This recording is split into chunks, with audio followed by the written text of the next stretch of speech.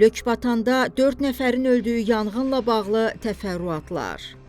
Lökbatanda baş verən yanğınla bağlı ilkin araşdırma nəticəsində müəyyən edilib ki, yanğın Kəlbəcər rayonundan olan keçmiş məcburi köçkün Emin Həmidovun müvəqqəti məskunlaşdığı mənzildə baş verib. Bu barədə reporta Qaçqınların və Məcburi Köçkünlərin İşləri üzrə Dövlət Komitəsindən məlumat verilib. Bildirilib ki, yanğın nəticəsində meydana gələn qatı tüstüdən binanın 9-cu mərtəbəsindəki 86-cı mənzildə yaşayan Füzuli rayonundan keçmiş məcburi köçkün Yusifov Əkrəm Əşrəfoğlunun həyat yoldaşı 1998-ci il təvəllüdlü Yusifova Zülfiyə Ramik qızı və onun övladları 2016-cı il təvəllüdlü Yusif Yusifov və 2019-cu il təvəllüdlü Məryəm Yusifova, həmçinin 9-cu mərtəbədəki 88-ci mənzildə yaşayan Füzuli rayonundan keçmiş məcburi köçkün 1953-cü il təvəllüdlü Yusif Hüseynov həyatlarını itiriblər. Qeyd olunub ki, yanğının söndürülməsi zamanı müvəqqəti yaşayış sahələri zərər görən ailələrin yerləşdirilməsi üçün Dövlət Komitəsi tərəfindən tədbirlər görülür.